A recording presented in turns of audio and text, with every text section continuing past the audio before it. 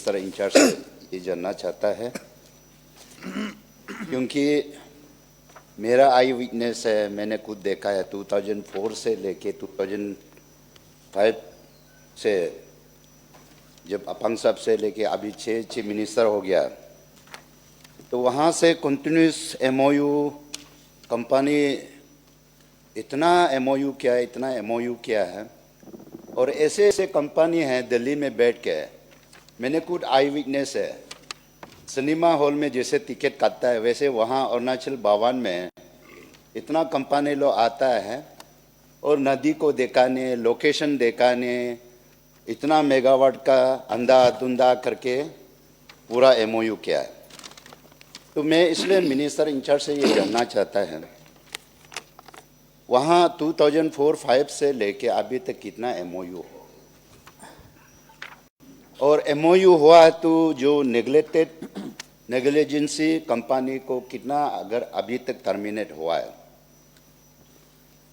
तो टर्मिनेट हुआ है तो उसका अपफ्रंट मनी को स्टेट गवर्नमेंट रिफंड वापस देना है कि नहीं देना है, और टर्मिनेट जगह प्रोजेक्ट को कोई अगर इंटरेस्टेड कंपनी जो है अगर चाहेगा तो उसको री अलॉटमेंट एमओयू कर सकता है कि नहीं कर सकता।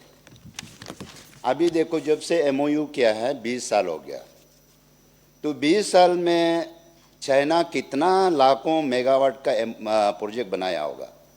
जहाँ तक हम जानता है यहाँ में अरुणाचल में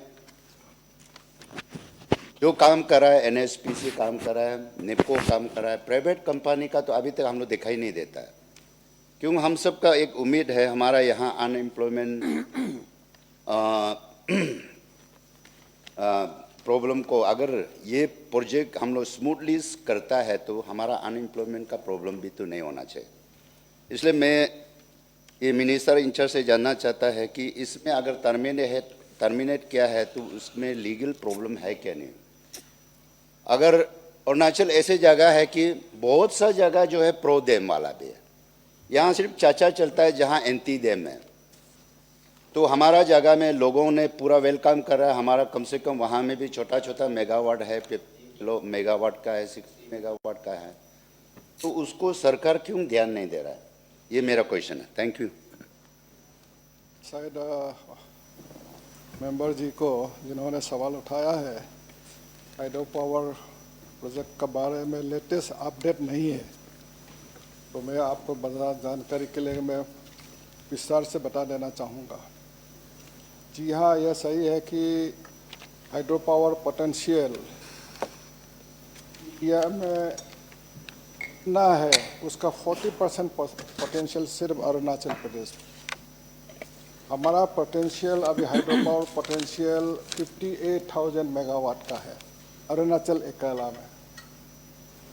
अगर अरुणाचल का इतिहास, हाइड्रो पावर का इतिहास हम देखा जाए तो शुरुआत में हमारा सिर्फ 400 मेगावाट था, हमारा 405 मेगावाट, जो रंगा नदी अभी पानियर जो प्रोजेक्ट बोलता है, सिर्फ वही था। अभी आज का समय में 1200 मेगावाट से ज़्यादा हाइड्रो पावर जो कैपेसिटी का टोटल कैपेसिटी हमारा पास है अभी आज तक। आपने सही कहा है कि 2004 से लेके बहुत सारा प्रोजेक्ट्स हमने एमओयू साइन किया रहा, और उस प्रोजेक्ट्स में से ज़्यादा प्राइवेट डेवलपर्स था, वो किस लिए नहीं हो पाया। 2004-05 में से लेके 2014-15 तक, 8-9 तक जितना भी हाइड्रो पावर प्रोजेक्ट हमने साइन किया है वो कर नहीं पाया, वो फेल हुआ। उसका कारण से अरुणाचल प्रदेश में भारी नुकसान हुआ। तकरीबन 46,000 मेगावाट का हम एमओयू, और आपने पूछा है कि एमओयू कितना साइन किया, उसका जवाब चाहिए, फिर कितना टर्मिनेट किया उनका भी जवाब चाहिए। उनका जवाब तो दे चुका है आपको। रिप्लाईज में। तो मेरा यही कहना है कि वो जो नहीं कर पाया, तो पेमा खांडू सरकार जब आया शासन में, तब हमने जब चर्चा करके देखा कि हमारा इतना पिछले 15 साल में इतना एमओयू साइन किया 46,000 मेगावाट का, जब नहीं हो पाया, इतना ज़्यादा नुकसान हो रहा है, हमें कुछ करना है, हाइड्रो पावर प्रोजेक्ट को आगे बढ़ाना है। इसीलिए हम भारत सरकार से बातचीत किया, आलोचना किया, और हम दोनों मिलके 29 प्रोजेक्ट जो टर्मिनेटेड प्रोजेक्ट्स है, हमने ये निर्णय लिया अरुणाचल सरकार ने कि जो हमारा टर्मिनेटेड प्रोजेक्ट होगा और वुड बी टर्मिनेटेड प्रोजेक्ट होगा, उसको हम सीपीएससी उसके, क्योंकि प्राइवेट डेवलपर्स फेल हो गया, इसलिए हमको सीपीएससी उसको देना है।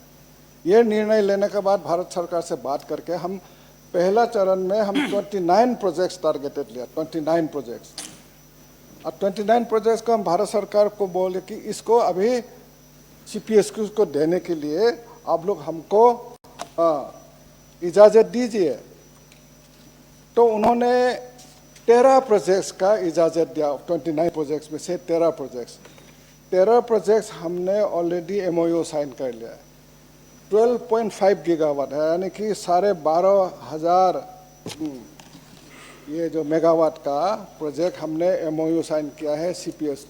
उस सीपीएस उसमें है एनएचपीसी है, THDC Tehri hydro development corporation है, एसजेबीएन है, सतलुज जल विद्युत निगम है, और निपको। ये 4 कंपनी का साथ हम एमओयू साइन किया 12.5 गीगावाट का हम लोग 13 प्रोजेक्ट्स।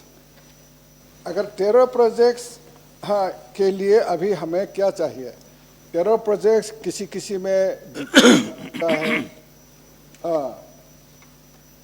कहीं में बन नहीं है, या डीपीआर बना भी है तो उनको अपडेट करना है, या फॉरेस्ट क्लियरेंस लेना होगा, फिर नया से लेना होगा, एनवायरनमेंट क्लियरेंस लेना होगा, लैंड कॉम्पेंसेशन करना होगा।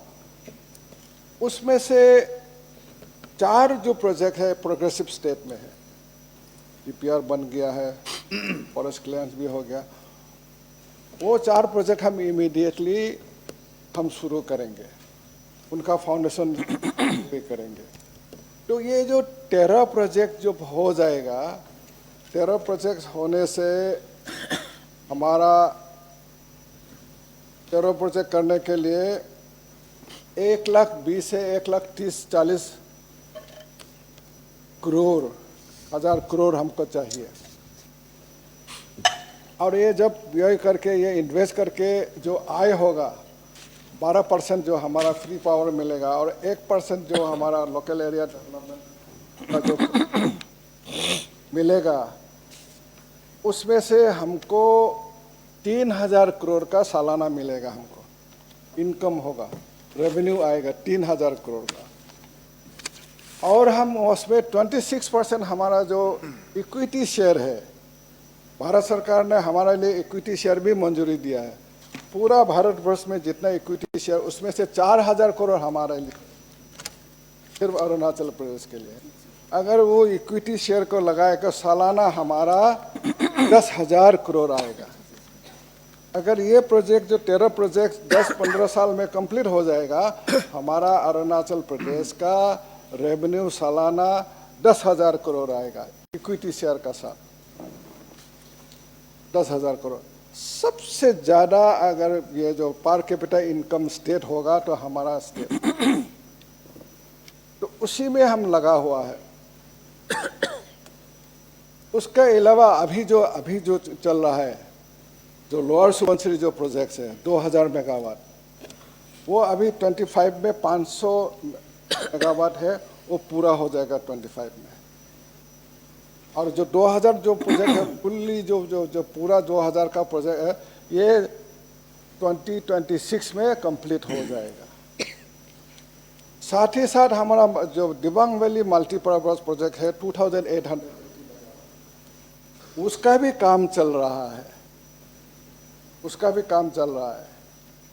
बहुत जोर से काम चल रहा है।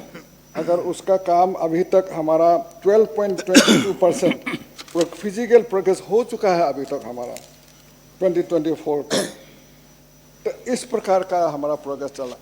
और एक खुशी का बात है कि जो लोअर डिम्बे 1750 मेगावाट बहुत सालों से वो डिफॉल्ट हो गया वो पार्टी, उसका कारण से एनसीएलटी में चला गया है। अभी एनसीएलटी ने ग्रीन सिग्नल दे दिया है और एनसीएलटी ने भारत सरकार को बोला है कि अभी आप टेंडर कर सकते हैं। अभी टेंडरिंग प्रोसेस में है, अगर वो हो जाएगा तो वो उसका फॉरेस्ट क्लियरेंस भी हो चुका है, लैंड कंपेंसेशन भी कितना साल पहले से हो चुका है। टेंडर होते ही काम चलने से वो 4 साल में कंप्लीट होगा, मैक्सिमम 5 साल लेता हूँ मैं, 5 साल में कंप्लीट हो। तो इस तरह का सीनियर अभी प्रेजेंट सरकार इस तरह का बहुत जोरदार हम लोग काम कर रहा है। तो इसीलिए हाइड्रो प्रोजेक्ट्स का जो प्रोग्रेस अभी अच्छा चल रहा है। उसके अलावा अब जो छोटे छोटे जो प्रोजेक्ट्स का है, छोटे छोटे प्रोजेक्ट भी हम काम लिया है। जो बॉर्डर एरिया में जहाँ हमारा आर्मी रहता है, आर्मी पोस्ट है, जहाँ पैरामिलिट्री पोस्ट है, इस गांव में बॉर्डर एरिया में बिजली नहीं होता है, उनके लिए भी 50 प्रोजेक्ट्स हम RITF में लिया है। 17 प्रोजेक्ट फर्स्ट फेज में लिया है, उसमें से 9 प्रोजेक्ट्स 2023 में अमित शाह जी ने उद्घाटन किया है किबिथू से। सेकेंड फेज में हम 9 प्रोजेक्ट लिया है। 9 प्रोजेक्ट्स में से 3 प्रोजेक्ट्स का काम अभी चल रहा है, हो गया है, अभी बाकी 6 प्रोजेक्ट भी हो। लास्ट फेज में हम लोग 6 प्रोजेक्ट लिया है। इस तरह का हम छोटे छोटे प्रोजेक्ट्स में भी ले रहा है, और बड़ा प्रोजेक्ट्स तो है ही है। और जो बिग डैम का बारे में, बिग डैम जो बोल रहा है कि बिग डैम के बारे में, बिग डैम का बारे में भी हम चर्चा करेंगे। जो हम आने वाले जो बजट सेशन होगा, हम बिग डैम के बारे में भी सदन को मैं बताने वाला हूँ। तो अभी का फिलहाल इस तरह का है। 13 प्रोजेक्ट हमने एमओ किया है, टर्मिनेट कर दिया 100 तकरीबन 154 नंबर हम डेवलपर्स का साथ हमने एमओयू साइन किया है, उसको टर्मिनेट कर दिया है। कितना टर्मिनेट किया सच आपको वहाँ में जरूर वहाँ में रिप्लाई चला गया है आपको। टर्मिनेशन कितना हुआ ये आपका, ये 169 और मैं वो साइन किया है। उसका बाद 53 एमओ टर्मिनेटेड किया गया है। 15 allotted project have been drop study के लिए। तो इस तरह का पूरा आपको रिप्लाई दिया गया है। Last question.